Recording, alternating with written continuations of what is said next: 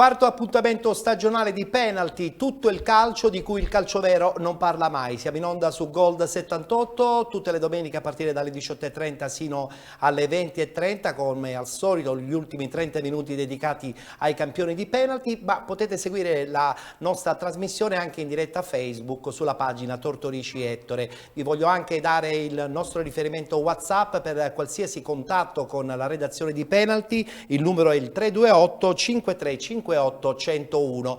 Voglio salutare anche gli amici di Persona TV sul canale 114 per tutta la costa ionica e voglio anche salutare chi ci segue in replica su Gold 78 il lunedì sera a partire dalle 23:30, il martedì alle 21 ed in replica anche il mercoledì alle 14:30. Insomma, penalty non vi sfugge sicuramente. Oggi una giornata particolare, pertanto noi di penalty iniziamo così.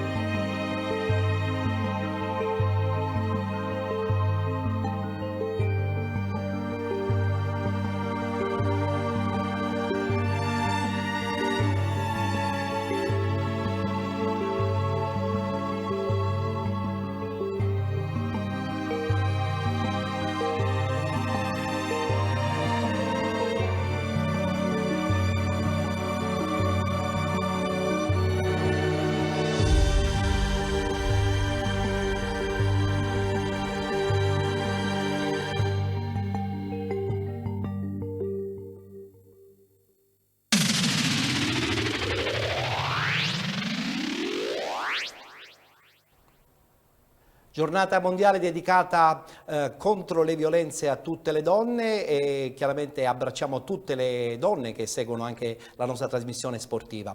Un saluto particolare anche al nostro primo ospite di questa quarta puntata di penalty, stagione numero 8 2018-2019, ovvero Claudio Cammarata. Ciao Claudio, ben trovato. Buonasera a te Ettore, agli ascoltatori e un grazie per l'invito. E un abbraccio anche a tutte le donne perché oggi insomma è una giornata particolarmente importante. Quello che mi fa impazzire è che siamo ancora costretti a doverne parlare, è vero, come se fosse la rarità o la cosa particolare di dover sottolineare una cosa che purtroppo tra l'altro è sotto gli occhi tutti i dati del femminicidio in questo allarmanti, periodo sono veramente allarmanti. Ci stringiamo a tutte le donne che sono vittime. Inconcepibili, ma purtroppo sono reali ed è incredibile e dobbiamo parlarne come se veramente non fosse assurdo l'essere arrivati a doverne parlare. È incredibile, è incredibile. Claudio Cammarata, direttore generale del Licata Calcio, ahimè è andata male sabato, una sconfitta che un po' ferma la corsa, però credo che insomma il Licata ha la squadra, la società, un team interessante per poter sicuramente essere ottimista anche per le prossime partite. Sì, lo siamo tantissimo. Dalle sconfitte, se hai dei valori, devi trarre appunto insegnamento e le esperienze giuste per ripartire.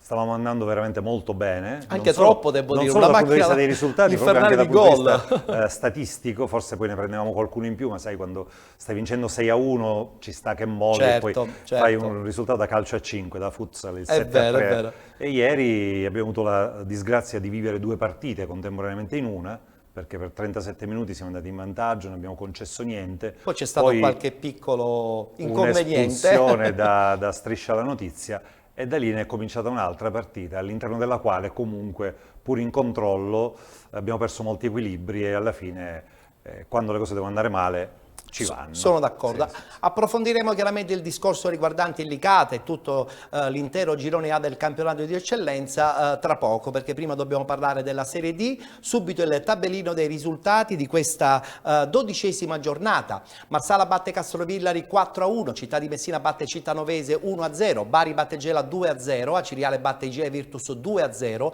vittoria fuori casa anche per la Turris a Locri 4-0, Nocerina batte Rotonda 1-0, ennesima sconfitta per il il Messina 3-0 a Palmi contro la Palmese, 0-0 tra Portici e San Cataldese ed infine Troina batte Roccella 1-0. La classifica a questo punto, 12ª giornata, oggi domenica 25 novembre, in testa il Bari che va sempre più come un treno, 30 punti, 24 per la Turris, 22 per Marsala e Nocerina, 20 per il Gela, 19 per la Palmese, 18 per Portici, 17 Locri, 15 punti San Cataldese, 14 per Castrovillari, Troina e Cittanovese, 13 per la Ciriale insieme al Roccella, 12 punti per il Città di Messina, 8 per il Messina ed infine chiudono Igea Virtus e Rotonda con 6 punti. Si torna in campo naturalmente anche domenica prossima, domenica sarà la 13ª giornata, questi gli incontri in calendario: Ciriale Città di Messina, Bari Nocerina, Cittanovese Portici, Locri Castrovillari, Marsala Palmese, Messina Troina, Rotonda Igea Virtus ed infine San Cataldese Roccella e Turris Gela.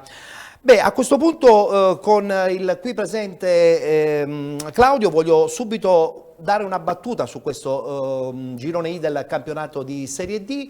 Bari chiaramente forza extraterrestre per la categoria. Predestinato. Ma predestinato, anche troppo predestinato? Perché la Turris cerca di... credo predestinato nelle giuste misure, nel senso ti chiami Bari, sei comunque figlio di quella tradizione, sei espressione di quella città, di quel passato. Bari farà una cavalcata, è chiaro che nessuno ti regalerà nulla, tutte le squadre andranno ad affrontare il Bari. I campionati bisogna vincerli poi alla fine. Premesso che c'è sempre quell'approccio che qualsiasi squadra, parlavo con i miei amici di Troina quest'estate, quando è uscito il calendario, la prima cosa che sono andati a vedere non era la prima giornata o l'ultima che magari ti può quando interessare. Si giocava con il Bari. Era come quando ero al Catania e aspettavi la partita della Juventus. È vero, è vero, è vero. Sì. Abbiamo delle immagini di sottofondo del Gela, perché insomma il Gela per qualche settimana poteva veramente sembrare una squadra che poteva ambire con una certa forza al campionato di Serie D, o quantomeno ambire in una posizione importante. Questa sconfitta un po' frena, però è anche vero che ci può anche stare. Che ne pensi del Gela? Assolutamente, il Gela l'abbiamo incontrato in amichevole con il Licata quest'estate, abbiamo fatto un pareggio con tanti gol, 3-3, però dico, ovviamente il risultato in quel momento non valeva. Il Gela mi ha dato un'ottima impressione di una squadra che giocava, forse le tradizioni di famiglia in casa Zeman ti portano sempre a prediligere una certa maniera di affrontare l'impegno, quindi maggiore attenzione alla fase di possesso, di proposizione e meno nella fase di attenzione nella fase difensiva.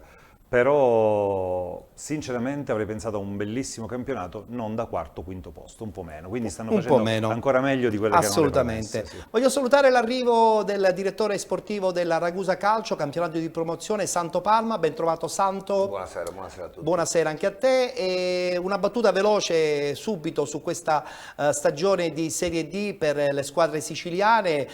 Piangono un po' le squadre messinesi, arranca forse un po' la San Cataldese. Devo dire che il Gela bene o male è nella zona alta, così come il Marsala, che forse inaspettatamente in questo momento è la siciliana più alta in Serie D. Beh, devo dire che tutto sommato le siciliane stanno facendo un po' i tornei che si aspettava da loro. Forse il Messina è l'unica che un po' sta deludendo, che avrebbe potuto e probabilmente anche dovuto far altro. Per il resto c'è una buona rappresentanza, ci sono anche delle realtà particolari come Troina, il Città di Messina. Certo. Sono delle squadre, diciamo, fra virgolette minori, ma che con un grande lavoro nell'arco di un paio d'anni hanno dimostrato che anche in Sicilia... Il Messina è un po' la delusione, secondo te? Beh, la delusione magari è eccessiva, di sicuro un po' tutti ci aspettavamo un po' più da questo Messina. Eppure non è stata sicuramente una stagione iniziale di forza da parte del capoluogo. Ma ti dico la verità, avendo perso sin dall'inizio la grande scelta che avevano fatto, che era quella di avere Raffaele come allenatore, già quelli erano dei segnali Che un poi è po', stata anche la un po' fortuna di Raffaele, particolari. perché andando a Potenza, Sì, insomma, assolutamente. sappiamo benissimo Ma cosa sta facendo. sarebbe stata la fortuna del Messina comunque. Certo, indubbiamente. Bene, a questo punto mettiamo da parte il campionato di Serie D, perché voglio parlare, c'è tanto da parlare del campionato di eccellenza. Diamo subito il tabellino per quanto riguarda i risultati del girone A. Eccolo qui: Castellammare Partini Caudace 1-1, Dattilo Noir batte Alba Alcamo 2-1, Castelbuono batte Geraci 1-0, Mazzara batte Mussomeli 2-0, vittoria della Nuova Caccamo 3-1 con il Cus Palermo, sconfitta della Parmonval 2-1, o meglio sconfitta dell'Icata ad opera della Parmonval per 2-1, vittoria invece del Città di Sant'Agata fuori casa a Favara per 2-1 ed infine vittoria anche per il Canicattì fuori casa 3-0 contro lo Sport Club Marsala. Una classifica sicuramente molto interessante a questo punto, perché si sono accorciate chiaramente le distanze tra Canicattì e Licata, ma avanza anche una Città di Sant'Agata che è sicuramente molto interessante. La classifica in testa appunto il Licata con 30 punti, 29 per il Canicattì, 26 per il Città di Sant'Agata, 22 Mazzara, 21 punti per la Parmonval, 20 per il Dattilo Noir, 18 Alba Alcamo con il Geraci, 14 punti per il Marsale e per il Mussomeli, 12 punti per il Castellammare, 11 Cus Palermo, 9 punti Pro Favara e Partini Caudace ed infine 7 punti Nuova Caccamo, 2 punti per il Castelbuono.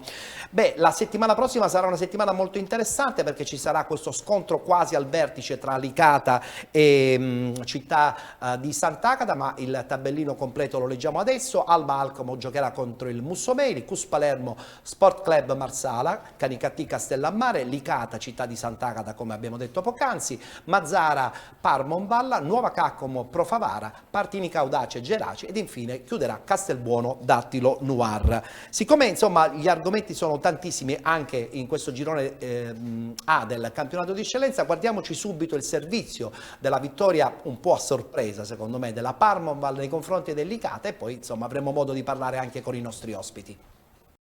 Buon pomeriggio amici sportivi, siete collegati con il Franco Lo Monaco di Mondello, dove si incontreranno questo pomeriggio nella gara di anticipo della 12ª giornata la Parmonval ed il Licata. Gioca in difesa per ora la Parmonval, attenzione, si rischia di complicarsi la vita. Marong che perde questo pallone, testa la mette, vediamo le proteste, c'è il calcio di rigore per un fallo di mano di Marong. Non ci sono troppe proteste dei giocatori della Parmonval, i rigori li tira sebbene sia un portiere.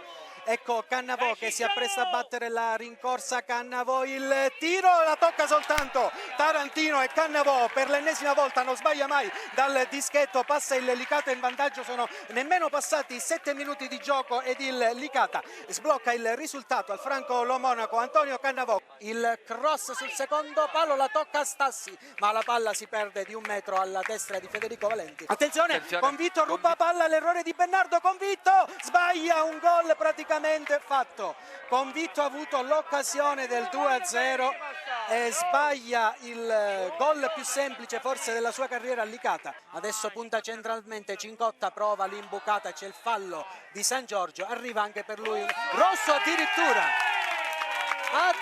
un cartellino rosso, ma non ce l'aspettavamo. Una decisione, Peppe, io non ho visto tutto questo fallo così neanche pesante. io, tra l'altro non mi sembrava un fallo da dietro, quindi il rosso diretto non so, io penso che Convitto proverà la battuta, anzi no, prova il lob per testa che la tocca soltanto, non era fuori gioco. non c'era fuori gioco. Provato lo schema il probabilmente Licata. Testa se ne è accorto una frazione di secondo dopo. Sì. Tiro cross di Rizzo, palla alta, Maltese chiede a Rappa, non dobbiamo più buttarla fuori se c'è qualcuno a terra. Attenzione Caronia, pallone per Rappa, la parata di Valenti, Rappa non ha dato troppa forza, Rizzo prova a scappare via, palla verso Sidoti, la tiene Sidoti, prova il tiro al giro e c'è l'Eurogol di Sidoti che pareggia al minuto 75, cambia il risultato, la Parmonval perviene al pareggio, gran gol con un tiro a giro sul secondo palo. Attenzione, palla che perviene in aria a Cocuzza che prova a difenderla, la palla resta lì e c'è il gol della Parmonval, ha segnato Cocuzza, difesa del Licata da rivedere quando siamo al minuto 86, cambia il risultato, la Parmonval è in vantaggio con Cocuzza che è stato lasciato libero di stopparla, girarsi e calciare a rete. Corso di prima la mette in mezzo, libera la difesa della Parmonval, Cassaro e finisce qua. La Parmonval batte in rimonta il Licata, riapre il campionato sicuramente, ma questo Licata rimasto in 10 dopo l'espulsione di San Giorgio nel secondo tempo ha dato troppo il fianco alla formazione di Calafiori.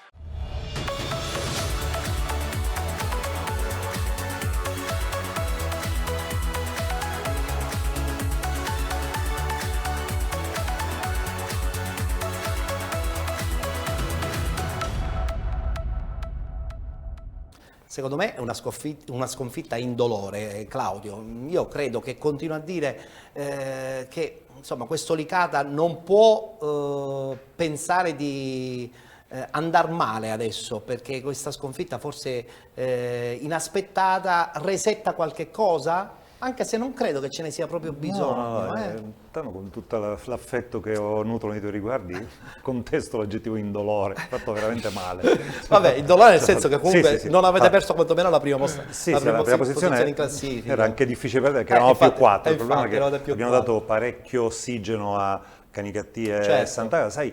Arrivare oggi a farsi le 2 trasferte con -7 e -10 comunque era un peso, Certo. lo vedi in Serie A, cosa significa sì, è vero. quando devi inseguire sempre. Poi, ripeto, quella chiacchierata ce l'avevamo fatti nella fase dietro le quinte. Noi per 37 minuti abbiamo fatto la nostra partita tosta, attenta, siamo passati in vantaggio, abbiamo fallito il 2-0, non abbiamo mai, non voglio usare un eufemismo forte, se di quelli non hanno superato la metà campo, non abbiamo mai sofferto. Poi quella scivolata inusitata veramente da comiche, poi è chiaro, poi vai a travolgere, ma il rosso non l'hanno chiesto nemmeno gli avversari, non lo voleva nessuno. E quindi inaspettatamente ci siamo trovati, abbiamo perso un po' di equilibri, perché poi per il nostro modo di giocare con 4 difensori, 4 uomini offensivi, i 2 centrocampisti centrali hanno una valenza cruciale. Nel momento in cui ne perdi uno, la coperta diventa corta, ma non dietro e avanti. Il mister si è amareggiato? Il mister si è amareggiato parecchio, perché comunque poi, nonostante questo, noi in 10 non abbiamo praticamente sofferto, cioè abbiamo continuato a giocare come prima. Il problema è che poi, come diceva giustamente Sandro, il calcio è anche questo, abbiamo preso un Eurogol che già ci lasciava con la mano in bocca, lasciare il punto, chiaro. E a pochi Poi minuti dalla fine in quella maniera, un rimpallo, una mischia. Tanto succedono queste cose, in questa categoria, soprattutto in eccellenza, parti con il pronostico dalla tua, poi c'è il gol della domenica, un fallo, un'espulsione che magari pregiudica un andamento e torni a casa magari con qualche punto in meno. Beh, sottolineiamo che credo che per il Licata questa, se non ricordo male, sia la prima sconfitta e arriva la seconda. Abbiamo tra l'altro alcune comunque immagini proprio del Licata che ha vinto qualche settimana fa, tanto per cambiare 7-1 contro il Dattilo, no? Perché la forza di questo Licata è proprio la parte il Licata di punta. Il Licata è una squadra assolutamente costruita per vincere, il trio d'attacco che ha in testa Cannavò è convinto. Io credo che potrebbe far bene anche in altre categorie, ma in maniera importante. Certo. Però è ovvio, io vedevo il campo dove ha giocato ieri il Licata, quando investi tanti soldi, hai una squadra, di Mondello. È una squadra molto, molto tecnica, costruita per vincere, ma soffri da morire. Me ne accorgo anche con quella nostra, fatta le debite proporzioni. Certo. Quando andiamo a giocare in questi campi qua è un mal di testa. Si soffre, non c'è nulla da fare. E nel 2018 continuare a giocare ancora in questi stadi, veramente per le categorie che facciamo. Guarda, dovremmo fare una puntata solo su questi benedetti ma campi dovremmo fare molto di dilettanti. più che una puntata, probabilmente non dovremmo fare iscrivere chi non ha un campo degno di tal nome. Beh, o quantomeno le amministrazioni comunali dovrebbero prendersi degli impegni. No, chi non ha un campo non si iscrive, non puoi partecipare con un campo così o giocare a Porte Per esempio, Chiuse, questo è il campo trasferte di Questo è il campo Dattilo. del Paceco, Paceco, dove storico, però è Dattilo. un campo, è un impianto, un signor stadio. un ottimo impianto. Assolutamente. Io sono convinto che con un manto diverso, convinto fa il 2-0. Assolutamente. Poi parliamo di un'altra partita. Assolutamente. Voglio sentire un pronostico, perché poi voglio parlare del girone B. Un pronostico per la partita prossima, no? Proprio... il big match contro il Città di Sant'Agata. Andiamo in campo per vincere la partita. Assolutamente. Se vuoi un pronostico, se proprio mi vuoi Ok, del male. dai. Uno fisso. Uno fisso, senza sapere neanche... Con tutto il rispetto per i cari amici, i dirigenti, i calciatori del Sant'Agata, è chiaro. Quando si Mister va in... Venuto è uno che è tosto La per la dirigenza è categoria. una dirigenza di signori, abbiamo avuto l'anno scorso il piacere di fare il ritiro contemporaneamente mentre ci giocavamo la Coppa Italia a addirittura? Troina. Sì, sì. Conosciamo parecchi calciatori loro, il rapporto è chiaro. Domenica, Però a Licata sarà dura per loro. noi giochiamo per ma come giocheranno per vincere Certo, loro? ci mancherebbe. Beh, se il Licata sicuramente avrà una partita difficile, il Canicattì che deve inseguire non può assolutamente perdere punti ormai, anzi è una buona occasione per avvicinarsi sempre di più. Che ne pensi, Santo? Beh, penso che sono queste. Giocherà in casa con il Castellammare. tra Ma l'altro. le tre squadre che sono state costruite per vincere questo campionato sono appunto il Città di Sant'Agata, il Licata e il Canicattì. Cioè, è inutile parlarne, quindi saranno queste le partite che sono importanti perché comunque non ci sono moltissimi posti dove puoi perdere punti e quindi gli scontri diretti diventano quasi fondamentali, soprattutto quelli da giocare in casa. Certo, non si possono perdere, non si Anche possono perché perdere. comunque il Canicattì domenica ha un impegno più o meno abbordabile in casa e Sì, potrà col fare da Castellammare. spettatrice tranquilla. Insomma, la prossima, con un occhio verso il Dino la Liotta, prossima dove- domenica potremmo capire un po' meglio questa zona di testa, allora, Claudio. Sì e no, perché per esempio anche domenica scorsa tu avevi scavato comunque, Sì, poi al primo sì. scivolone, secondo me la giornata di oggi è un monito, ma non soltanto per noi, per tutti, Chiaro. anche per chi è quarta, per chi è quinta, per chi ha altre ambizioni, che Il ogni campionato settimana... è lunghissimo, è inutile che cerchiamo di figuriamo, pensare che già da figuriamo. adesso si possono fare pronostici Adesso devi mettere definitivi. tutto il fieno possibile e immaginabile in cascina. Fra 5 giorni comincia quel periodo drammatico della riapertura delle liste. La zona franca da delle gennaio classifiche. ricomincia, non vorrei usare una frase fatta, un altro campionato, ma comunque un campionato che terrà conto. Beh, voi non penso che farete dei grandi... Non devo assolutamente parlare di quello che riguarda il nostro mercato, quindi Vabbè, qualcosina l'hai detto la faranno, tu, l'hai dai, detto tu, vabbè, l'hai detto tu. vabbè, Adesso vabbè.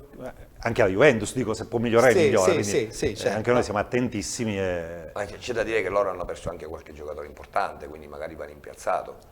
Sì, però già la squadra secondo me già... Sì, però... Può essere che ci serve più quantità che qualità e quindi uno fa degli investimenti di un certo tipo. Bisogna sentire il mister, mica certo. possiamo parlare noi soli in Assolutamente. questa cosa qua, perché poi alla fine è il mister che decide... Già ho parlato anche troppo. Ah, già parlato anche Anche se troppo. non è facile comunque migliorare una squadra che prima in Chiaro. classifica, attenzione, Chiaro, non chiaro, sempre non si è mai migliora facile. andando a fare mercato. Si rompono anche certi equilibri di Assolutamente. spogliatoio quando una squadra Anche va perché è una squadra che va abbastanza alla grande, a 30 punti in 12 partite ha una media punti di È vero. 2,50, È vero, 2,40, è vero. una media Di buonissima 3 per gol a vincere il partita. torneo. Abbiamo fatto- Allora, se il girone A è incerto, soprattutto nella zona di testa, con queste tre squadre importanti, Licata, Città di Sant'Agata e Canicattì, con il quarto incomodo che potrebbe essere il Mazzara, io adesso voglio parlare invece del girone B, del campionato di eccellenza. Anche qui, insomma, forse qualche squadra sta galoppando, qualcuno azzoppica. Questi risultati della giornata odierna, 12ª giornata, Atletico Catania perde in casa 3-0 con la Catania San Pio X, perde in casa anche il Biancavilla contro il Marina di Lagusa 3-1, pareggio tra Città di Scordia e Paternò, vittoria fuori casa del Camaro 2-1 contro la Ionica, vittoria fuori casa anche per il Palazzolo 2-1 nei confronti del Real Aci, 3-1 del Santa Croce in casa con il Città di Rosolini ed infine Milazzo batte Giarre 2-1, ha riposato questa settimana il Terme Vigliatore e in base ai risultati di questa 12ª giornata abbiamo una classifica che vede sempre in testa il Palazzolo con 24 punti, adesso al secondo è passato il Camaro con 22, 21 per il Biancavilla, 19 Paternò con il Milazzo e il Santa Croce e il Marina di Ragusa che con questi 3 punti insomma ha fatto un grossissimo balzo in avanti, 18 per il Terme Vigliatore, 14 per il Città di Scordia, 13 punti per il Giarre, 11 per Atletico Catania Ionica, 10 punti per il Catania San Pio X ed infine 7 punti per il Città di Rosolini, 4 punti per il Real Aci. Come tutti ben sanno il Real Tirrenia si è ritirato. Prossimo turno, perché anche il prossimo turno potrebbe insomma delineare ancora di più questa classifica. Si giocheranno Camaro Atletico Catania, Città di Scordia Santa Croce, Giarre Ionica, Marina di Ragusa Città di Rosolini, Paternò Milazzo, Palazzolo Biancavilla ed infine Terme Vigliatore Real Aci. È stata una giornata importante perché in un certo senso la sconfitta del Biancavilla non dico inaspettata, ma sicuramente nessuno aveva pronosticato un passo falso in casa, anche se si è giocata una partita importante contro una squadra che secondo me dà sempre filo da torcere a tutti, ovvero il Marina di Ragusa. Dicevo, il Biancavilla con questa sconfitta lascia il secondo posto, adesso c'è il Camaro, il Palazzolo continua sempre imperterrito con il suo cammino, però prima di parlare nei dettagli su questo girone io direi di andare a vedere la vittoria del Santa Croce in casa contro il Città di Rosolini, vittoria per 3-1 per la squadra ragusana. Il Santa Croce cancella la brutta sconfitta di 7 giorni fa a Paternò con una vittoria netta per 3-1 contro il Rosolini. Vince ancora in casa con la legge del 3, altri 3 gol messi a segno fra le mura amiche del Kennedy, ma soprattutto un ottimo primo tempo per la squadra di Lucenti. Il risultato poteva essere anche maggiore se alla fine della gara, al 46esimo, Di Rosa non avesse fallito un rigore e se il signor Virgilio di Agrigento nel primo tempo non avesse concesso un rigore nettissimo per i locali. Al settimo Di Rosa lanciato a rete, ma la palla è deviata da un difensore.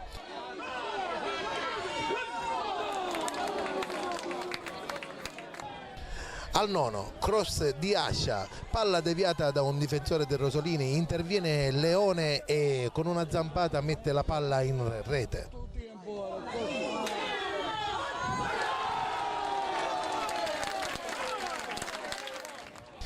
Al 31esimo, bella azione di Leone per Fiore, ma l'azione non si concretizza.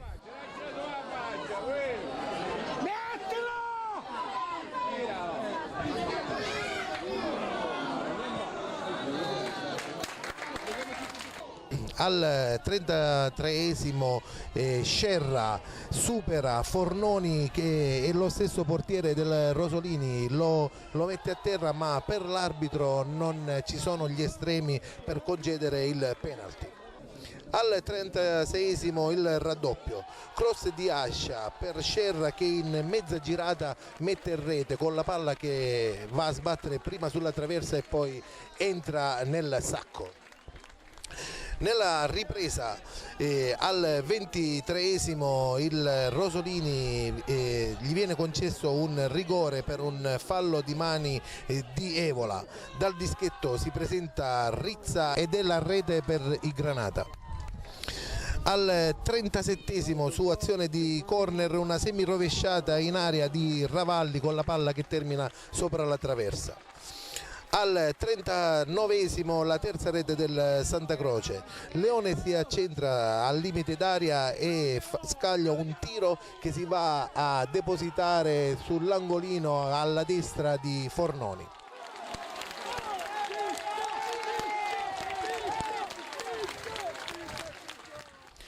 Al 46esimo l'ultima emozione, una discesa di Ascia, serve in aria Fiore che viene atterrato da Rizza. Dal dischetto si presenta Di Rosa, ma con una bella parata Fornoni para e respinge. La gara termina con il 3-1 per il Santa Croce e soprattutto 19 punti per la compagine biancazzurra che ora è attesa da una doppia trasferta. Volevamo giocare di ripartenza perché sapevamo che loro sicuramente avrebbero fatto qualcosa in più per cercare di riequilibrare la gara. Ci siamo abbassati un pochino, però togliendo il rigore che abbiamo subito hanno avuto soltanto una leggera pressione dalla tre quarti in su, niente di particolare. La partita me l'aspettavo in questa maniera, sapevo delle problematiche dei Rosolini, ma sapevo anche che noi venivamo da una doppia sconfitta sia in casa con Biancavilla sia a Paternò, dove secondo il mio modesto parere abbiamo lasciato punti importanti e questo ci poteva tagliare un po' le gambe. Invece ragazzi, il primo tempo dopo 5-10 minuti di studio hanno iniziato a giochicchiare, hanno iniziato a fraseggiare e tutto è venuto semplice. Questi 2 gol li voglio dedicare alla mia famiglia che è sempre presente, e soprattutto forza Santa Croce, speriamo che ci salviamo al più presto. I ragazzi hanno risposto alla grande e siamo riusciti a portare in porto questa vittoria che ci rilancia un pochino in classifica, sempre per le nostre ambizioni che sono quelle della salvezza diretta. E un plauso ai ragazzi perché appunto hanno fatto una prestazione superlativa e non era facile dopo la sconfitta di Paternò.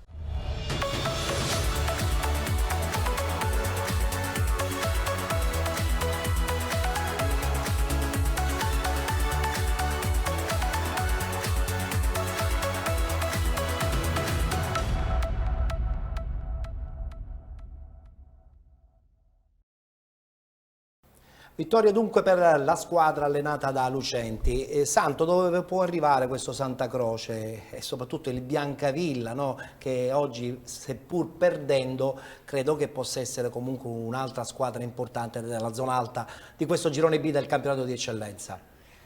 Ma il Santa Croce è una squadra abbastanza giovane.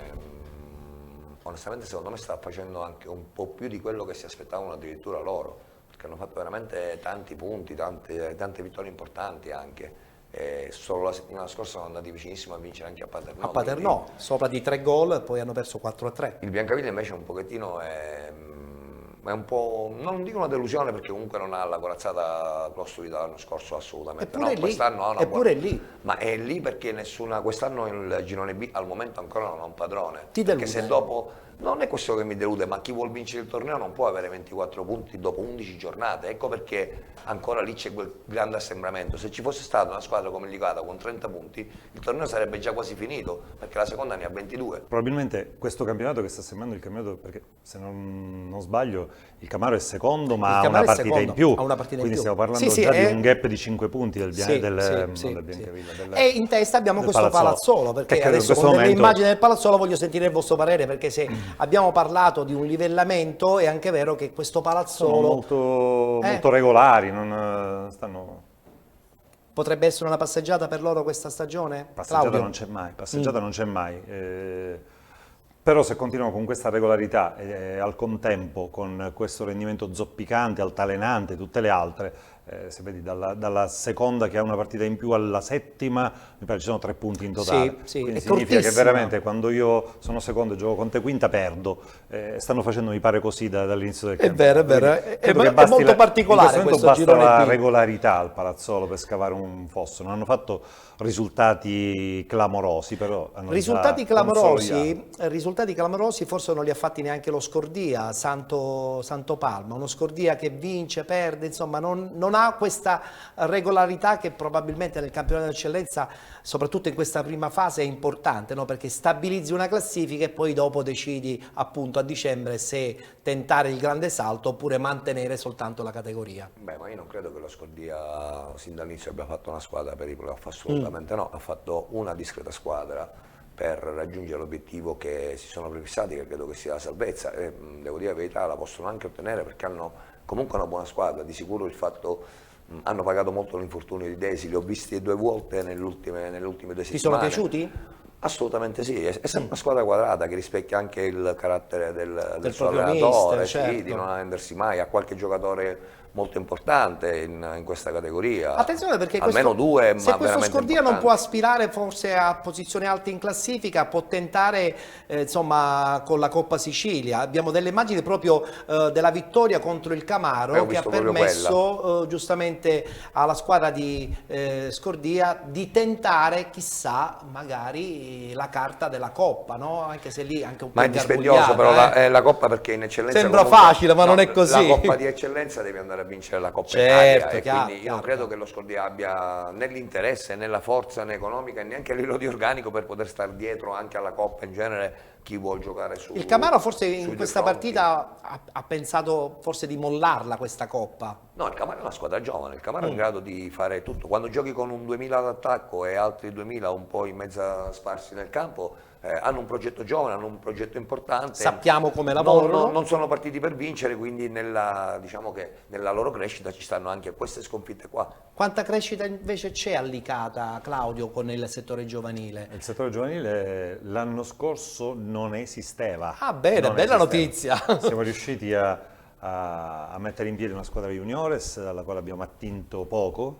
I nostri giovani sono quasi tutti fuori Interland, tranne un paio che stanno facendo però benissimo. Battimili sempre titolare, un 2001, fa il terzino sinistro, fa il mediano con una grandissima personalità, non è un ripiego in nessuno dei due ruoli, anche se probabilmente il ruolo principale, quello nel quale farà il calciatore eventualmente, è quello di centrocampista centrale. Stiamo seminando, quest'anno stiamo facendo anche allievi, ma veramente... Anche perché poi la prossima stagione, insomma, un'eventuale Serie D siamo partiti implica un buon settore. Siamo partiti da zero. Quest'anno abbiamo messo dentro anche Quindi ragazzi, la società ha deciso anche di investire qualcosa. più che deciso, c'è questa norma per me oscena dell'obbligatorietà anche io, su questo dell'impiego dei giovani. Concordo. Comporta che chi non è pronto deve giocare per forza, che appena fai 19 anni sei vecchio. Il livello, insomma, poi... Io ricordo sempre che chi era bravo a 16 anni giocava lo stesso con noi grandi. Sono d'accordo. Quando avevamo noi 16 anni ci facevano... Sentiamo il parere dipendeva veramente dalle tue condizioni tecniche. Il parere di Santo penso che sia uguale a quello di entrambi, no? È ovvio che così come questa regola serve veramente a poco. Come diceva Claudio, ci ritroviamo ragazzini di 19 anni già vecchi. Utilizzati soltanto nello spazio di 7, 8, 9 mesi massimo. No, di quei 2-3 anni.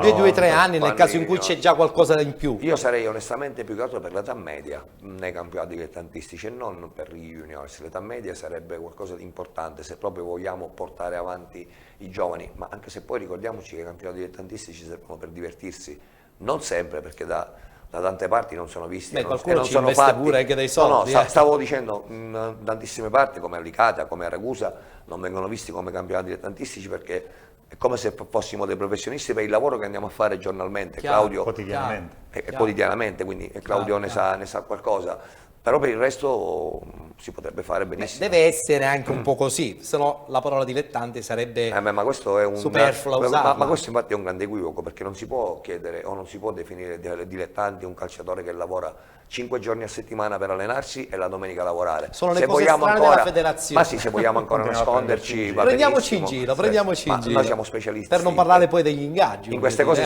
non c'è rimborso. Rimborsi spese. I ragazzi lavorano 6 giorni su 7 spese, prendendo solo i soldi della benzina. Bene, insomma, ogni tanto anche noi di penalty, insomma, abbiamo il naso lungo. Ci fermiamo, c'è la pubblicità, tra poco ci sarà anche una piccola sorpresa che il nostro ospite non sa.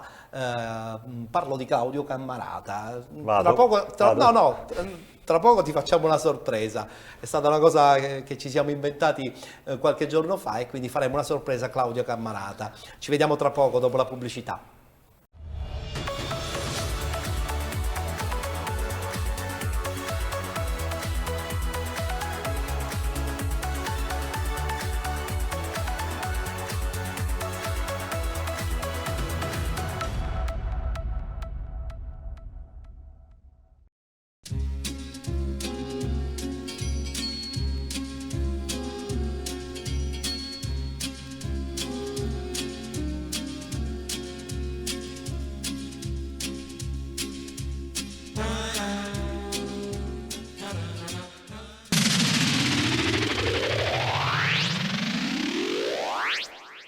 Allora, noi non amiamo fare delle carambate, ma per l'occasione l'abbiamo preparata per un amico, Claudio Cammarata. Me l'avete fatta? Te l'abbiamo fatta perché abbiamo organizzato nello stesso studio, nella stessa trasmissione, anche l'arrivo di tuo figlio Alessio. Senza parole.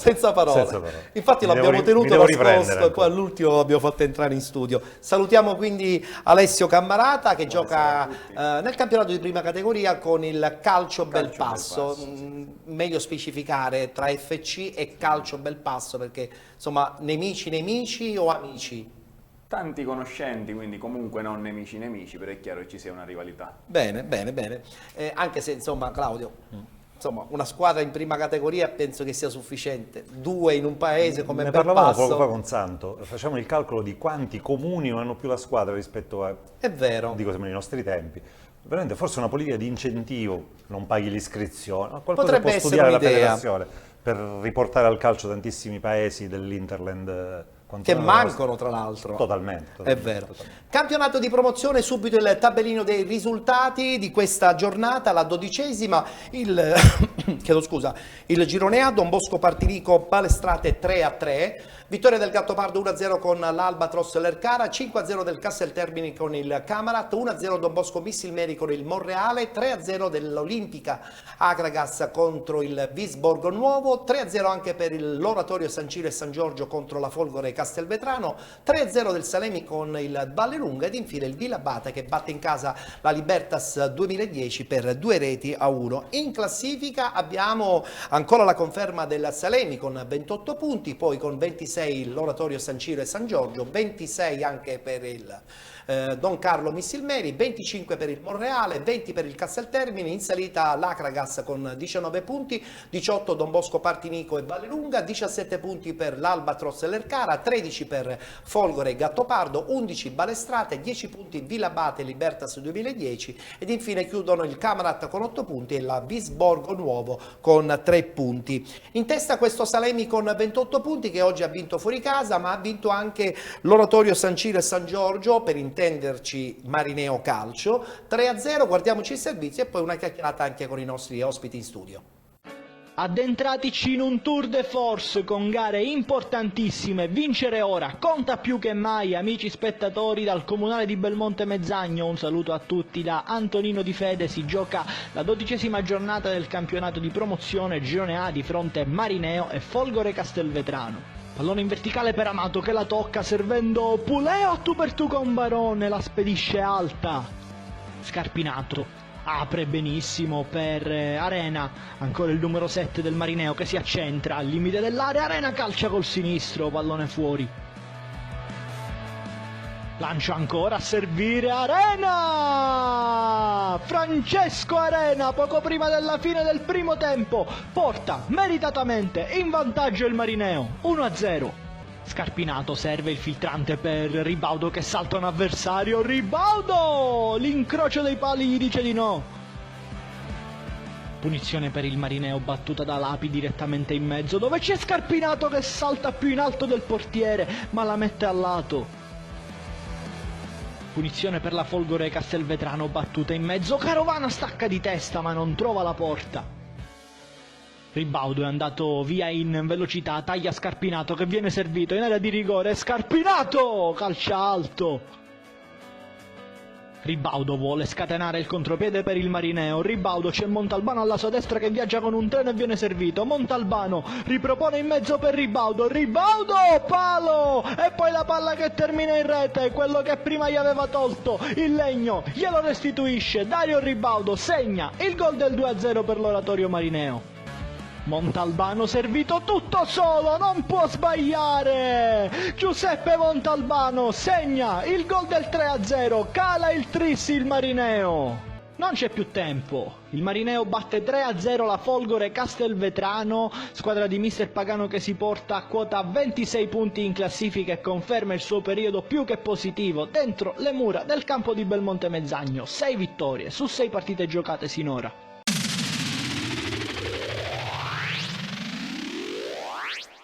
Santopalma, ti vedevo sorridere guardando questo campo, non ce ne vogliono gli amici di Marineo, certamente, no?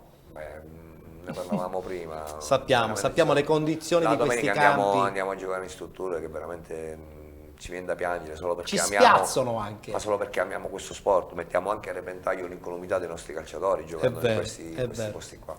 È un girone, Claudio, questo dove c'è il Salemi che l'anno scorso ha perso i playoff, quest'anno credo che voglia fare un grande passo, però qualche settimana fa il capitano Genesio ha detto in diretta che insomma sono disperati perché non prendono gli stipendi da tanto tempo, soprattutto perché c'è gente che lavora facendo il calciatore. Questa società in questo momento è al primo posto e cercano imprenditori che vogliono insomma salvare il calcio a Salemi. Salemi dal punto di vista meramente sportivo sta dando continuità a quello che ha fatto l'anno scorso. Sì. L'anno scorso ha avuto un braccio di ferro fino alla penultima giornata col Partinico Audace. È vero. E poi il mancato raggiungimento del primo posto ha portato a far sì che perdessero il playoff da seconda, come purtroppo, ahimè, è capitato a qualcun altro. È vero. Ci a vuole un noi imprenditore a Salemi. la situazione ovviamente generale è diversa. Quello che mi fa specie è quando queste lamentele legate allo stipendio, sappiamo che la situazione è questa ovunque. Quindi bisogna farsene una ragione. Purtroppo sì. Parliamo adesso del girone B del campionato di promozione, abbiamo subito il tabellino dei risultati, velocissimamente Acquedolcese batte Torrenovese 1-0, 3-2 del Milazzo contro l'Altofonte, pareggio del Bagheria 1-1 con la Sant'Angiolese, 4-0 della Cefaledium contro il Città di Gangi, 1-1 l'iniziativa con il Rocca di Caprileone, pareggio anche tra Lascari e Acquedolci, vittoria 1-0 del Casteldaccia a Gioiosa Marea ed infine Sinagra batte Sant'Anna 3-1. In classifica abbiamo l'accoppiata Cefaledium e Acquedolci con 28 punti, a seguire il Milazzo con 23 insieme alla Torrenovese e 21 il Bagheria, poi tutto il resto come potete ben vedere in classifica. Vado veloce perché adesso voglio parlare del girone C perché è un po' più vicino alla realtà chiaramente della nostra bella Catania. Questi risultati del girone C: l'Academy San Filippo batte il Carlentini 3-1, pareggio tra Acicatena e Villafranca, vittoria del Torre Grotta 1-0 contro l'Atletico Fiumefreddo, 2-0 delle Città di Mascalucia nei confronti dell'Aci Sant'Antonio, pareggio tra Città di Mister Bianco e il Giardini Naxos, 3-2 del Bronte in casa della Gescal, pareggio tra Sporting Taormina e Sporting Pedara e infine vittoria 3-0 dello Sporting Viagrande nei confronti del Mister Bianco. Velocissimamente la classifica, dove c'è la conferma della Acicatena con 27 punti in testa in questo girone C del campionato di promozione, a seguire 23 per lo Sporting Pedara, 22 per il Carlentini e il Città di Mascalucia ed infine poi tutte le altre a partire dall'Aci Sant'Antonio ed il Giardini Naxos con 21 punti. Prima di parlare nel dettaglio di questo girone C vi voglio fare vedere il servizio tra l'Atletico Fiumefreddo ed il Torre Grotta. 12ª giornata del campionato di promozione, pronti a raccontarvi della sfida valevole per il girone C tra Fiumefreddo e Torre Grotta. Da una parte la formazione di mister Anastasi, all'ultimo posto in classifica a quota 2 punti, nell'ultima gara è stata una sconfitta netta per 5-0 contro l'Aci Sant'Antonio, dall'altra parte risponde il Torre Grotta a quota 5 punti in classifica, maglia rosso-blu per la formazione padrone di casa del Fiumefreddo, all'altra parte in bianco e inserti rosso-blu il Torre Grotta. Avvia la partita il signor Salvatore Montevergini della sezione di Ragusa, suoi assistenti Agolino e Artellini, anch'essi della sezione di Ragusa. Abbiamo visto come sempre i Bronx presenti per sostenere i propri colori. Con il film del primo tempo si può partire grazie all'uso delle immagini a cura di Federico Longo. Qui c'è una bella sventagliata sul secondo palo, Rosario Rasà ha tutto il tempo per coordinarsi, non riesce però a farlo bene e dopo 5 minuti va a vanificare la prima occasione buona per il Torre Grotta. Ancora gli ospiti a rendersi pericolosi con il calcio di punizione da parte di Maisano, deviato facile tra le braccia di Barbagallo. Arriva la prima offensiva anche per il Fiumefreddo, qui sull'out Mancino prova a scagliare una potente conclusione a Rabito, non riesce però a trovare la via del vantaggio. Qui invece è clamoroso il tentativo da parte di Rasà, che non riesce a trovare la via della rete per questione di centimetri, tutto salvato sulla linea. Ancora a provarci con la conclusione dalla distanza il Fiumefreddo, che chiude in avanti il primo tempo. Si può ripartire con il film del secondo tempo a parti invertite sul rettangolo verde dell'Angelo Rossi. La prima offensiva è del Torre Grotta al minuto 9, il pallone in area di rigore, ancora Rasà a provarci, esterno della rete per l'ex Città di Messina che sfiora il gol. C'è poi un calcio di punizione al minuto 13, sarà ancora il numero 10 Maisano a provarci, bella la sua parabola, pallone che colpisce la parte alta della traversa. Siamo al 90+4, attenzione qui al Torre Grotta, pallone sulla destra dove c'è Alessandro che riceve il pallone in area di rigore, viene esteso così per il direttore di gara in maniera abbastanza clamorosa e calcio di rigore. Può cambiare tutto all'Angelo Rossi con questo possibile tentativo di trasformazione. Festeggia Simone Alessandro e Rosario Rasà a incaricarsi della battuta dagli 11 metri, si aspetta solo il fischio, parte Rosario Rasà ed è il rigore dei 3 punti del Torre Grotta, batte il portiere Barbagallo con tanta freddezza e gonfia la rete. Un gol fondamentale, pesantissimo per la classifica di mister Borelli, ma siamo già ai titoli di coda. Il Torre Grotta vince e sale a quota 8 punti in classifica, allontana ulteriormente il Fiumefreddo che resta a quota 2. Girone C dunque del campionato di promozione. Alessio, tu che insomma hai giocato anche in categorie molto più importanti rispetto a quella insomma che stai vivendo in questa stagione, come vedi? È un campionato sempre molto intenso dove insomma non bisogna mai mollare su ogni pallone, sempre decisi e determinati. Tante guerre ogni settimana, poi vediamo comunque le squadre che sono nella parte alta della classifica sono tutte molto vicine. Sì, è vero. Quindi la Cicatena pensi che possa essere veramente la squadra da battere in questo girone, secondo te? Per quanto ha fatto sinora sì, però è chiaro che, come dicevate anche prima, a dicembre potrebbe cambiare tutto e quindi ha già imparato la lezione, vedo Claudio, perché tuo papà diceva proprio questo, no? Che a dicembre giustamente cambiano tutto. Molte squadre diciamo che tendono a stravolgere l'organico. È vero, è vero. C'è stata una partita molto importante che si è giocata a Mascalucia tra il Città di Mascalucia e l'Aci Sant'Antonio, che doveva riscattarsi, però è arrivata un'altra ennesima sconfitta e addirittura il Città di Mascalucia supera in classifica proprio l'Aci Sant'Antonio, e a questo punto chissà che cosa stanno pensando in società: tentare il grande salto oppure mantenere a questo punto questa posizione e quindi la categoria. Guardiamoci l'incontro. 12ª di promozione C, quart'ultima d'andata. Al buon aiuto somma c'è l'Aci Sant'Antonio, sfida dal sapore playoff dagli illustri assenti. Tenerelli e Garozzo squalificati nel Mascalucia, attacco sulle spalle di Fisichella che parte da centrale, emergenza tra gli ospiti, Russo, Reale, Sant'Angelo danno forfè, Gallo fa il centrale di difesa, Marzà il centrocampista, torna Capitan Merenda. Benivegna accende la luce in direzione di Fisichella che fa tutto bene al limite tranne la conclusione. Merenda, Lauria di prima, Sinito in ritardo a pochi passi dalla porta. Sull'altro fronte Scuto, 25 metri per lui, spazio al suo destro Caldo, Gulisano c'è. 0-0 all'intervallo, poche emozioni al buon aiuto somma, pareggio sin qui che rispecchia l'andamento della gara. Il Mascalucia cresce col passare dei minuti. Benivegna, Porto, prova a sfondare Lupica.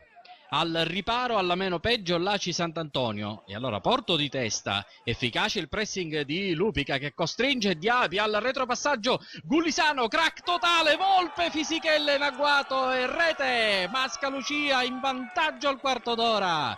Merenda da piazzato, una sponda, trova libero di colpire, Lupo, spina eccezionale, poi Sinito non trova la stoccata, Lauria va giù, va nelle proteste per un rigore che non c'è. Assolutamente nei limiti della norma il contatto con Crispino. Diaby prova a uscire, eccellente Lupica, Pistorio con classe, Ragonese, Balbetta alle sue spalle, Andrea Di Mauro, colpiglio dell'attaccante, 2-0 Mascalucia poco dopo la mezz'ora. Andrea Di Mauro la va a depositare sul palo più lontano dove Gulisano non può fare assolutamente nulla, ma che giocata nell'occasione del duo Pistorio-Lupica. Triplice fischio sotto i riflettori di un grigio pomeriggio novembrino, il cielo si colora di biancazzurro per la seconda vittoria consecutiva del Mascalucia, che da stasera sale a quota 22 punti, scavalca l'Aci Sant'Antonio al quarto posto nella giornata in cui la zona playoff si comprime per via dei risultati dagli altri campi, risultati degli anticipi del sabato. Ho preparato una partita diversa rispetto a quella di quando dispongo di tutti gli effettivi. Senti, Fisichella si è fatto carico del reparto offensivo insieme a Turiscuto, è un ragazzo che sta crescendo settimana dopo settimana, oggi ha segnato il suo secondo gol consecutivo. Beh sì, diciamo che Fisichella partiamo da un punto molto importante, ha solamente 21 anni, che per questa categoria sono tanti, però se noi mettiamo che il ragazzo gioca a calcio solamente da 3 anni e prima non aveva mai toccato un pallone, diciamo che sta facendo passi notevoli in avanti. Con l'esperienza di Turiscuto accanto sicuramente oggi ha giovato a Fisichella di fare questa grande partita.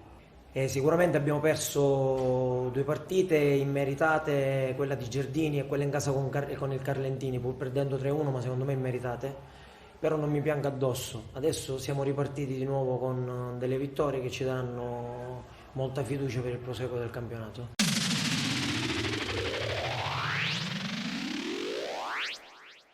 Mettiamo da parte il girone C del campionato di promozione, adesso per la gioia anche del nostro ospite Santo Palma arriviamo a parlare del girone D, dove in questa insomma, settimana, ma non soltanto in questa settimana, abbiamo capito già da parecchie settimane che il duello Enna-Ragusa forse ce lo porteremo per qualche lungo periodo. Santo, secondo te? Nel frattempo abbiamo visto già i risultati. Beh, al momento dopo 12 giornate il campionato dice proprio questo, dice che le migliori squadre del girone D sono Enna e Ragusa. L'Enna e Ragusa, anche perché sono anche le uniche due rimaste in Coppa Italia. Bravo. Quindi siamo sicuri che sarà un duello sino all'ultimo pallone. Assolutamente, del resto è bello perché comunque sono due grandi città, due capoluoghi di provincia, Chiaro. due società che hanno una grandissima storia e tradizione. Stanno dando lustro sia al campionato di promozione ma che devono dar lustro minimo al campionato di eccellenza. Queste sono squadre che devono stare in eccellenza in categorie molto più importanti, anche perché hanno un nome, quindi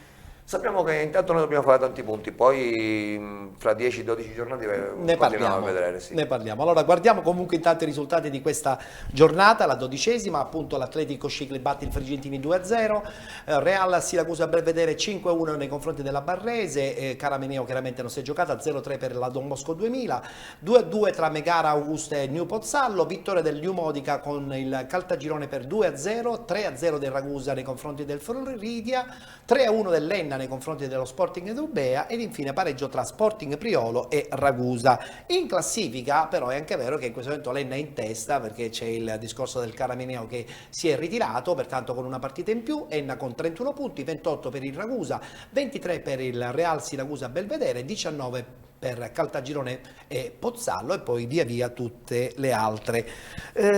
Claudio, però è anche vero che insomma è giusto che si sottolinea che una città come Enna, una città come Ragusa meritano categorie molto più importanti. Questo girone c'è Caltagirone, c'è Augusta, ci sono, non vorrei dimenticarne qualcuno, ci sono centri di una grandissima tradizione. È vero, c'è Modica. Basta scorrere. Dà fastidio vederli in promozione perché comunque hanno pubblico, hanno... Sì, io non dico... Stasera scherzando, sto sembrando un contestatore di termini, non è che dà fastidio nel senso che oggi in questo momento tu vivi quella realtà, quindi muoviamo le istituzioni, sembrano frasi fatte, è sempre quelle. Dobbiamo arrabbiarci con loro secondo me, non soltanto probabilmente con chi li ha preceduti, perché poi tu arrivi a rilevare delle società, se fai danno te ne vai di solito e quindi lasci poi... questo girone quest'anno avrebbero dovuto esserci anche squadre come la San Leone, lo Sporting Augusta, lo stesso Caramineo. Sono delle politiche gestionali di società che hanno ammazzato tutte le squadre di prima, di seconda e di terza categoria. Sì. Le squadre che ho nominato prima, promettendo rimborsi faraonici ai calciatori, hanno fatto sì che sparissero San Gregorio, Valverde, San Giovanni la Punta, eccetera, eccetera. Perché quando poi la tua lettura è perfetta, Claudio, hai perfettamente ragione.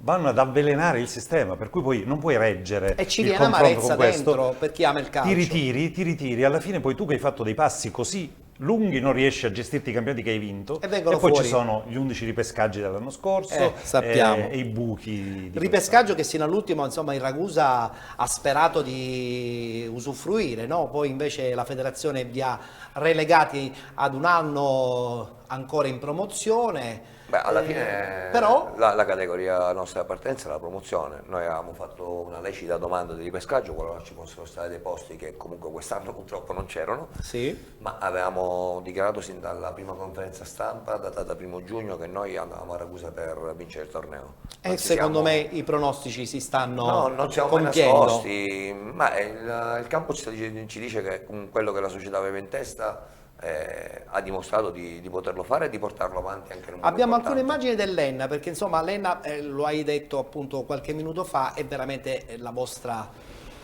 rivale per questo girone. L'Enna è una rivale importantissima, forse la più importante, anche se Real Siracusa malgrado il -5 non lo scarterei del tutto, anche se comunque 5 punti da queste due battistrada sono veramente tante perché perdono pochi punti, però c'è poi da leggere anche all'interno di questo primato nostro e dell'Enna. L'Enna ha avuto un grandissimo campionato, un grandissimo girone di andata, in quanto ha incontrato le prime 5 tutte e 5 a Enna, noi Sì. compresi.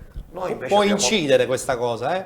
Noi siamo stati gli unici che l'abbiamo battuti ad Enna. Loro hanno fatto tutti gli scontri diretti ad Enna. Noi al contrario abbiamo fatto tutti gli scontri diretti fuori da Ragusa. Insomma, questi giochi poi alla fine possono risultare... Ma Claudio mi insegna che gli scontri diretti sono molto importanti giocarli in casa propria. Noi ne abbiamo fatto 3 fuori casa con Caltagirone, siete a buon Enna. punto. No, li abbiamo fatti tutti fuori, abbiamo fatto 2 vittorie e una sconfitta, adesso li faremo tutti a Ragusa. Sentiamo l'intervista adesso di Furnò e Lombardo dopo la netta vittoria del Ragusa nei confronti del Floridia, un 3-0 che insomma non lascia dubbi. Allora, sapevamo che era una partita che comunque si trovava delle insidie, perché comunque vuoi anche per la settimana, per i 6 giorni un po' pesanti tra Caltagirone, Real Siracusa e comunque anche oggi, e vuoi per un po' di stanchezza, anche un po' di lucidità. Il primo tempo abbiamo un po' non sofferto, ma non siamo riusciti a trovare i nostri spazi, però poi nel secondo tempo penso che siamo usciti fuori e penso che la vittoria è stata strameritata. Ringrazio la squadra sempre per supportarmi anche nei momenti più difficili come è stato, e adesso spero che questo momento è passato e andiamo avanti sempre. Oggi la partita è stata sempre dura perché chi viene qui a giocare dà sempre il 101%. Noi ne siamo consapevoli e siamo pronti a respingere ogni attacco avversario, e dal primo momento siamo andati mentalizzati, nonostante la settimana che abbiamo avuto 3 partite, di cui 2 molto pesanti, fra cui la trasferta a Caltagirone e il mercoledì in Coppa contro il Siracusa. E niente, abbiamo sbloccato all'inizio, abbiamo fatto il 2-0 al secondo tempo e alla fine l'ho chiusa io, ripeto, sempre felice per il gol, perché quando si fa gol si è sempre felici.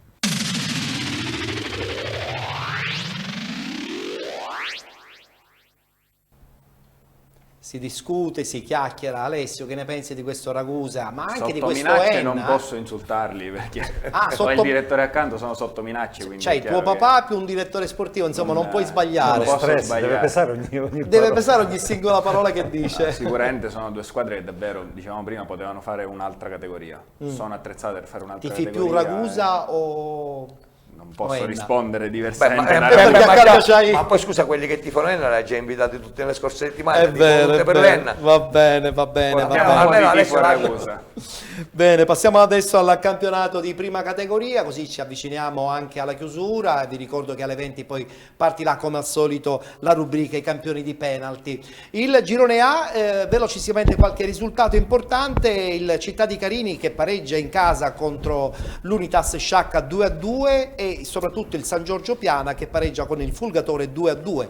Guardando infatti la classifica notiamo che l'Unitas Sciacca continua a rimanere in testa con 20 punti, il Città di Carini ha perso l'occasione per agganciare ancora di più la zona alta e rimane al secondo posto con il Fulgatore insieme a 17 punti, mentre invece a 15 abbiamo a seguire il Palermo Calcio Popolare e il Città di Cinesi. Parliamo adesso del girone B di prima categoria, anzi del girone D, chiedo scusa, della prima categoria.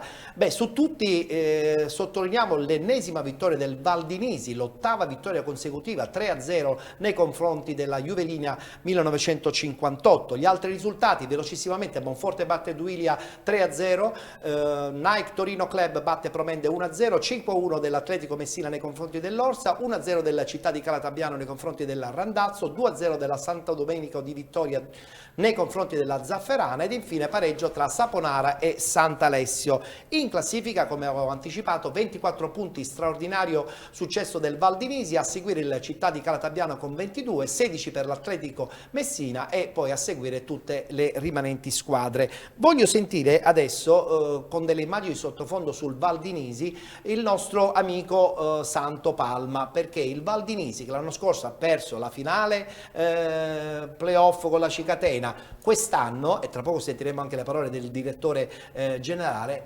quest'anno non possono assolutamente fallire. La conferma che tutta la zona di Messina ha una voglia matta di giocare un buon calcio, soprattutto guardando i campi. Ne parlavamo prima, la zona di Messina ha investito sui sintetici un decennio prima di tutti gli altri. Assolutamente sì, e la differenza si vede, hanno tante squadre in Serie D, hanno tante squadre in eccellenza, vincono quasi sempre loro, hanno tantissimi calciatori nelle squadre top, cosa che prima non accadeva quasi mai, hanno portato tantissimi allenatori avanti, uno soprattutto nei professionisti, oggi al Potenza, per Raffaele appunto, e quindi sotto certi aspetti sono molto più avanti di noi. E siamo contenti perché quando una provincia così come quella di Messina si... Io sono anche invidioso, devo dire la verità. vabbè, però noi siamo contenti perché vedi il campo di Camaro come lo hanno... Senza ombra di dubbio, però per chi come noi fa questo lavoro Certo. è veramente deprimente vedere la nostra città, la nostra realtà che ridotta in un modo... È veramente ridotta a brandelli. Veramente. Sentiamo l'intervista che è stata rilasciata da Salvo Basile, che è il direttore generale del Valdivisi. Una brevissima intervista. Il campionato in questo momento è abbastanza livellato, c'è una piccola spaccatura fra il secondo e il terzo posto che in questo momento occupa l'Atletico Messina, che secondo me è una squadra che dirà la sua da ora in avanti. Per quanto riguarda i programmi della Valdinese è inutile nasconderci dal dito, noi abbiamo costruito un organico di prima fascia perché vogliamo raggiungere finalmente questa promozione che da 2 anni ci sfugge per poco.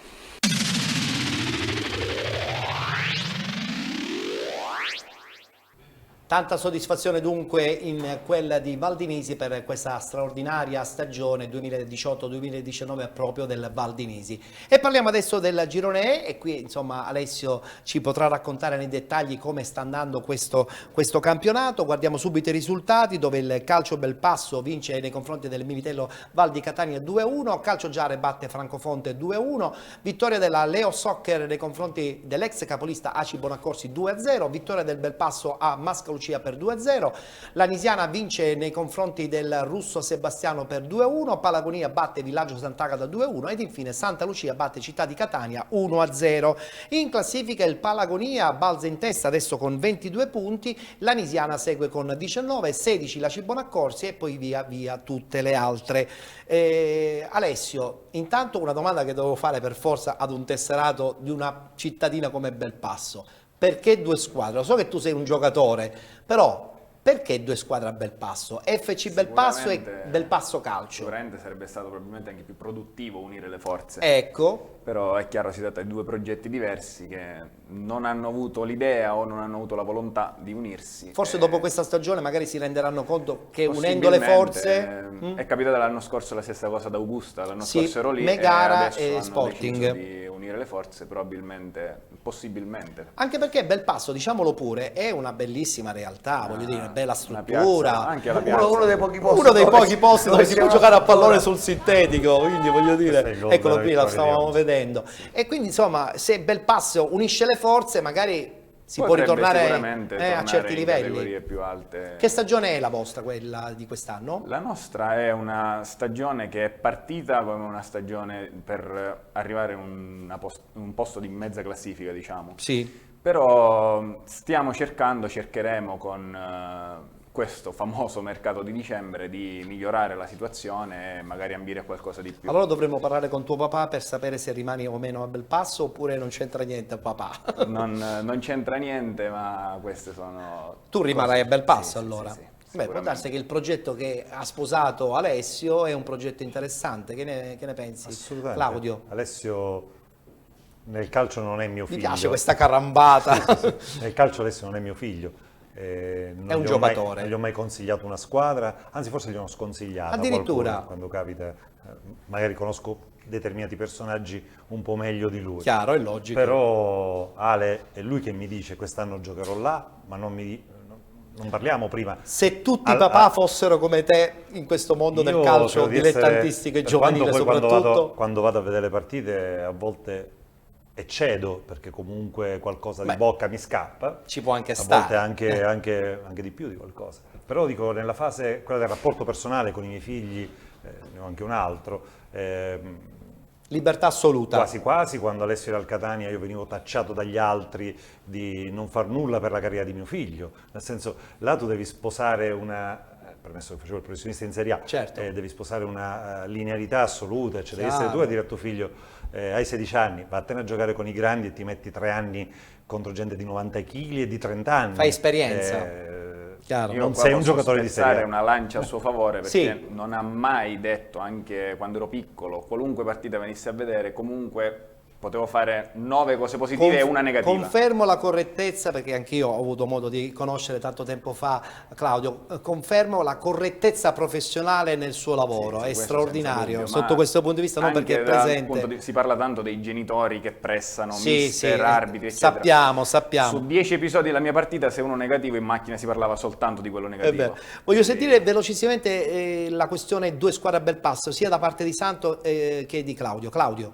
Allora, ne so poco e di solito mi faccio i fatti miei. Sì, nel senso, ma in questo caso? No, in questo caso parlo perché se mi chiedi del Milan parlo del Milan. Bravo, se mi chiedi della squadra bravo. femminile, E parlo in questo della squadra caso, femminile. In questo caso bocciamo questa no, cosa, in que- almeno inizialmente. Allora, senza dubbio sì, però permettimi anche di riallacciarmi a una vecchia cosa che mi ha visto protagonista. Allora, probabilmente in quel momento a Belpasso c'erano 2 gruppi di persone che magari all'insaputa dell'altro facevano la squadra. Addirittura credo che una delle 2 squadre sia proveniente da Piano Tavola, quindi è stato semplicemente ho capito. Quindi trasferimento sì. della società a Belpasso. Io tanti anni fa, lo ricordi, ne parlammo, mi aiutasti anche a presentarla, io parlando con tanti amici del disagio del settore giovanile, del calcio dilettantistico, dopo essere stato per mia fortuna su determinati altri palcoscenici, creammo una follia, che poi è miseramente diciamo in stand-by, anche se Sì. mi pare difficile andarla a recuperare, che fu tutta Catania. Sì. Ma tutta Che arrivò Catania, fino alla tutta prima Catania, categoria. abbiamo fatto la prima categoria, fino a un anno e mezzo fa giocavamo in prima categoria. L'idea era di metterci tutti insieme, le forze, ma poi alla fine ci arenammo su una cosa, per cui noi creammo tutta Catania. L'egoismo personale. Noi anche creammo da parte tutta di Catania e qualcuno. andammo avanti per la nostra strada. Le altre squadre tutte, bellissima questa idea, però ci dobbiamo chiamare X, Y, Z. Alla fine non c'è più tutta Catania, non c'è più la Steam, non c'è più la Dorsales che ha il campo, È vero. non ci sono più 15 squadre di Catania. Non c'è più neanche il San Gregorio. Non ci sono 15 almeno squadre di Catania, vero, ma è penso anche di più, 30. Che amarezza. Santo, Che tu 7 anni invece... fa faceva un'attività. È vero, è vero. Santo, tu che fai? Bocci definitivamente questo progetto di rilancio in questo momento dalla doppia faccia a Belpasso? Oppure ti adegui e stai un po' alla finestra? Ma devo dire che le nostre città o paesi sono pieni di dualismi che non portano a nulla, cioè sembra la guerra dei poveri. Noi siamo specialisti nel farci male e difficilmente nel farci bene, anche perché l'anno scorso c'erano 0 squadre a Belpasso, sembrava male una sola. Facciamone 2. Da 0 a 2. Non si sono fatti mancare nulla. Va bene, va bene. E chiudiamo la prima categoria con il girone F, vicino chiaramente alla provincia di Ragusa, chiaramente. Il tabellino di questa ottava giornata, Chiaramonte batte Pro Ragusa 2-0, vittoria del Città di Caricatini nei confronti del Percicli 1-0, Città di Comiso batte Noto 1-0, Mazzarone batte Avola 2-1, Portopalo batte Ferla 1-0, Rinascita Netina batte San Conitana 1-0 ed infine Vizzini Calcio pareggio in casa contro la Virtus Ispica. In testa abbiamo il Mazzarone con 20 punti, a seguire il Chiaramonte con 19, Città di Comiso 17, Noto 12, Virtus Ispica insieme al Città di Caricattini, Percicli e poi via via tutte le altre, a conferma che effettivamente anche in questo girone D Noto e tanti altri 6 squadre almeno, 6 espressioni di realtà città che facevano la Serie D con Costanza, da Noto, Avola, Comiso. Senti, Pro Ragusa però in prima categoria c'è. Sì, il Pro Ragusa è una realtà di ex calciatori del Ragusa, persone che si divertono a giocare in prima categoria, che si allenano la sera, ma quello è bello, è divertente e poi è giusto che esistano queste cose, sono tutti ragazzi che hanno più o meno un po' più avanti con l'età, con un gruppetto poi di giovani. Noi amiamo il dilettantismo, adesso vi facciamo vedere alcune immagini della squadra del Mazzarone che si preparava al big match di oggi.